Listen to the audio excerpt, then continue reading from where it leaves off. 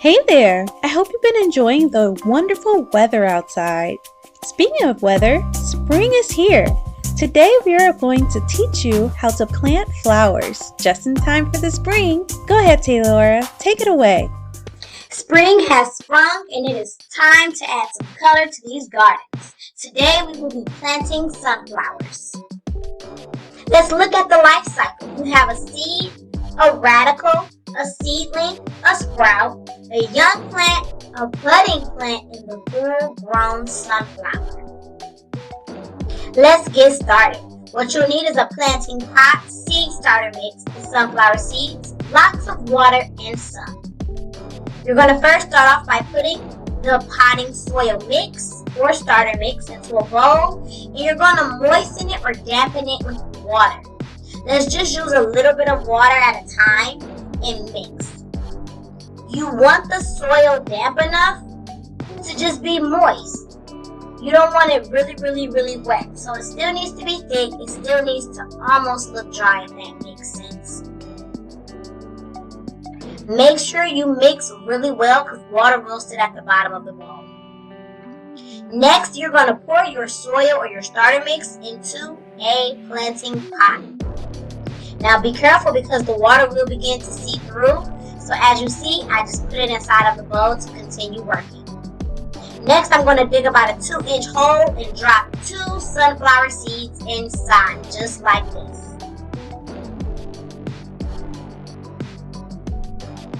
After that, I'm going to cover the seeds with the soil and I'm going to take it outside and allow it to get some fresh sunlight and more water.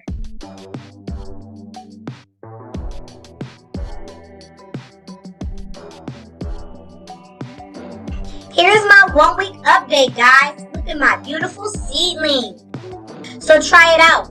A sunflower grows between 14 and 21 days. Fun fact, did you know that a skyscraper sunflower can grow anywhere between 10 feet and 12 feet tall? Imagine having that tall flower by your house or in a garden. Check you guys next time. See you later. Thanks, Taylaura. Let's head over to St. Luke's to see what they're doing with sunflowers. Oh wow! It looks like that they are doing a self-awareness activity. Self-awareness is a conscious knowledge of one's own character, feelings, motives, and desires. If you would like to try this activity at home, you can do it too. Create a sunflower with some petals and then write your name in the center. On each petal, write something about yourself.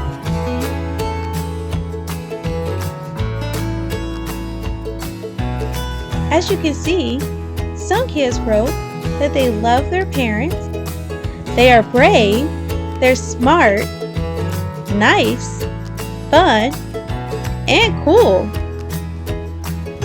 Tell us a little bit about yourself. Keep up the great work, everybody.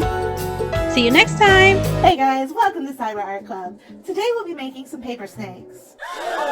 It's okay, don't freak out. I know they look real, but it's just paper, I promise. For our snakes, we will be using several sheets of construction paper, an empty toilet roll, some paint, some glue, scissors, a stapler, and some googly eyes if you have some. First, flatten one end of your toilet paper roll and starting at one end, cut a half an oval and end the cut about the same height on the other side. Now it's time to paint. Since you'll see the inside of the mouth, I'm going to paint it. And on the outside, I'm going to paint a diamond pattern on my snake's head. I'm starting from the inside out so that I don't need to wait for the paint to dry to use a new color.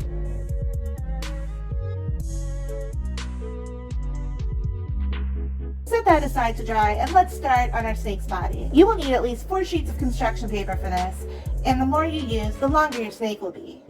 Cut your paper into long strips about 1 inch wide, but try to make straight, even cuts that are the same size. Now take 2 of your strips and glue them together to form a right angle.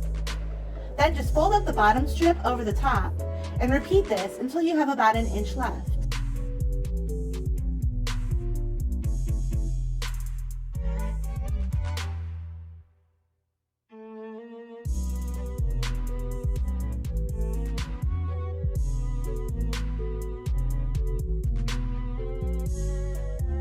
Then take the next 2 strips and glue them to what's left and just continue folding the pattern.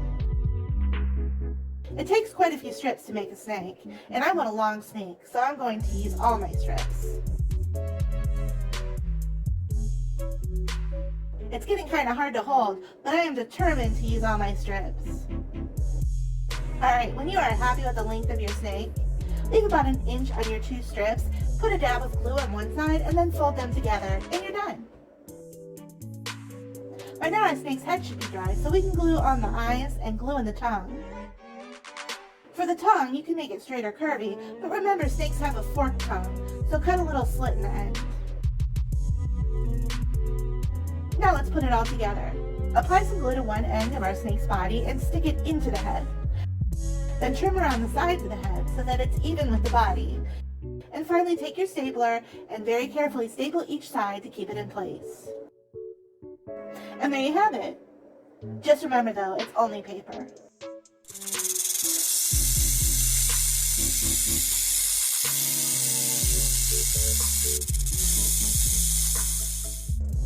I hope you guys enjoyed this project. I will see you next time. Bye-bye.